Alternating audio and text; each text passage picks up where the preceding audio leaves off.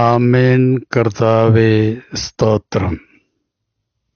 കർത്താവേ, അങ്ങയുടെ ക്രൂശ് മരണത്തിന് ശേഷം എമൗസിലേക്ക് യാത്ര ചെയ്ത ആ 2 ശിഷ്യന്മാരെ പറ്റി ചിന്തിക്കുകയാണ്.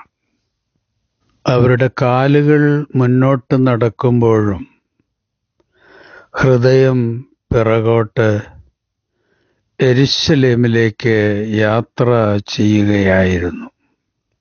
അവരുടെ സ്വപ്നങ്ങളെല്ലാം തകർന്നിരുന്നു. പ്രതീക്ഷകൾ നിരാശയുടെ കല്ലറയിൽ സംസ്കരിക്കപ്പെട്ടു. ഇവനാണ് ഇസ്രായേലിൻ്റെ വീണ്ടെടുപ്പുകാരൻ എന്ന അവരുടെ വിശ്വാസം നിരാശയുടെ ശൈത്യക്കൊടുങ്കാറ്റിൽ ആടി ഉലഞ്ഞു. കർത്താവേ, ഈ ദുരന്തം ഞങ്ങളുടെ ജീവിതത്തിലും സംഭവിക്കാറുണ്ട്. പ്രാർത്ഥനയ്ക്ക് ഉത്തരം ലഭിക്കാത്തപ്പോൾ, നന്മ ചെയ്തിട്ട് അപമാനിതരാകുമ്പോൾ, സ്നേഹിച്ചവരിൽ നിന്ന് മുറിവുകളേൽക്കുമ്പോൾ, ഞങ്ങൾ പലപ്പോഴും മൗനമായി എമൗസിലേക്ക് നടക്കാറുണ്ട്. കർത്താവേ, ശിഷ്യന്മാർ നിന്നെ വിട്ടുപോയപ്പോഴും നിന്റെ ഉപാധികളില്ലാത്ത സ്നേഹം അവരെ പിന്തുടർന്നു. നീ അവരോട് ചേർന്ന് നടന്നു. അവർ നിന്നെ തിരിച്ചറിഞ്ഞില്ലെങ്കിലും അവരുടെ നിരാശയും നഷ്ടബോധവും ഹൃദയവേദനയുമൊക്കെ കർത്താവെ അവിടുന്ന് ആത്മാവിൽ വായിച്ചറിഞ്ഞു. നിങ്ങൾ തമ്മിൽ സംസാരിക്കുന്ന ഈ കാര്യങ്ങൾ എന്താണ് എന്ന് ശിഷ്യന്മാരോട് ചോദിച്ചത് കാര്യങ്ങൾ അറിയുവാൻ വേണ്ടി ആയിരുന്നില്ല, അവരുടെ ഹൃദയം തുറക്കുവാൻ വേണ്ടിയായിരുന്നു. കർത്താവെ, ഞങ്ങളുടെ നിശബ്ദ മൗനങ്ങളിലും അവിടുന്ന് ഇതേ ചോദ്യം എത്രയോ പ്രാവശ്യമാണ് ചോദിച്ചിരിക്കുന്നത്. എന്തിനാണ് കരയുന്നത്? എന്തിനാണ് ഭയപ്പെടുന്നത്? എന്താണ് പ്രശ്നം? എന്തിനാണ് വിഷാദിക്കുന്നത്? അവിടുന്ന് ഞങ്ങളുടെ ഉള്ളം ഉള്ളതുപോലെ അറിഞ്ഞിട്ടും ഈ ചോദ്യങ്ങൾ ചോദിക്കുന്നത് ഞങ്ങളുടെ ആത്മസൗഖ്യത്തിനു വേണ്ടിയാണ്. ഞങ്ങളുടെ തെറ്റായ കാഴ്ചപ്പാടും നിരാശയും നിസ്സഹായതയുമൊക്കെ ഞങ്ങളുടെ വാക്കുകളിൽ നിന്ന് കേൾക്കുവാൻ വേണ്ടിയാണ്.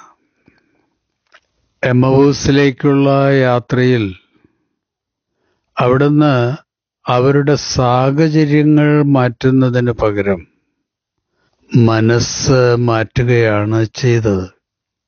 തിരുവെഴുത്തുകളുടെ മർമ്മവും കാൽവറിയിലെ പാപപരിഹാര ബലിക്ക് പിന്നിലെ ദൈവിക പദ്ധതിയും അവിടുന്ന് അവർക്ക് വെളിപ്പെടുത്തി കൊടുത്തു.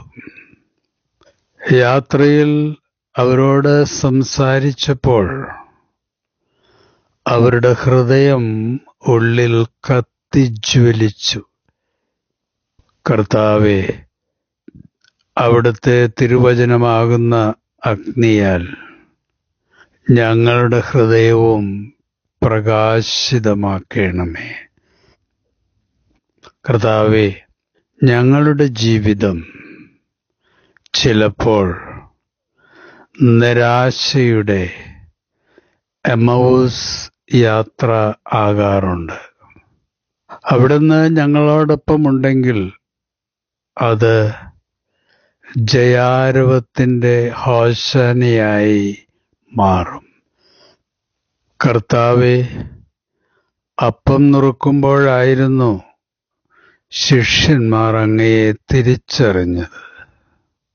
ക്രൂശിലെ സ്നേഹത്തിൻ്റെ വിസ്മയ മുദ്രയുള്ള ആ കരങ്ങളിൽ അവർ ഗുരുവിനെ കണ്ടു. ഇമ്മാനുവേൽ ദൈവമേ, ഞങ്ങളോടൊപ്പം നടക്കുന്ന നിന്നെ കാണുവാൻ ആ ശിഷ്യന്മാരുടെ കണ്ണുകൾ തുറന്നതുപോലെ ഞങ്ങളുടെ അകക്കണ്ണ് തുറക്കണമേ.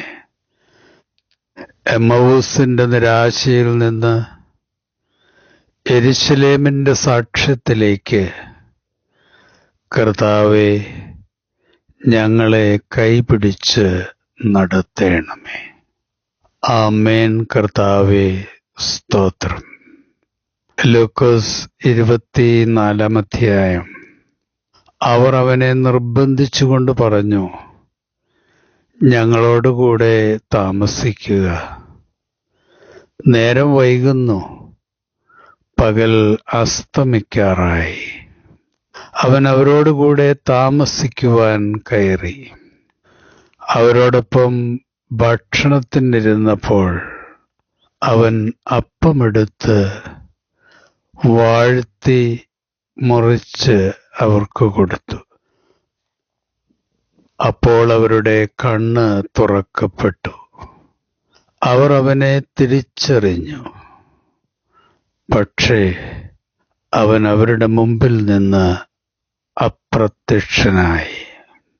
അവർ പരസ്പരം പറഞ്ഞു, വഴിയിൽ വെച്ച് അവൻ വിശുദ്ധ ലിഖിതം വിശദീകരിച്ചുകൊണ്ട് നമ്മോട് സംസാരിച്ചപ്പോൾ നമ്മുടെ ഹൃദയം ജ്വലിച്ചിരുന്നില്ലേ? ഈ തിരുവചനങ്ങളാൽ ദൈവം നമ്മെ ബലപ്പെടുത്തട്ടെ. ശുഭാശംസകളോടെ എ പി ജോർജ് അച്ഛൻ.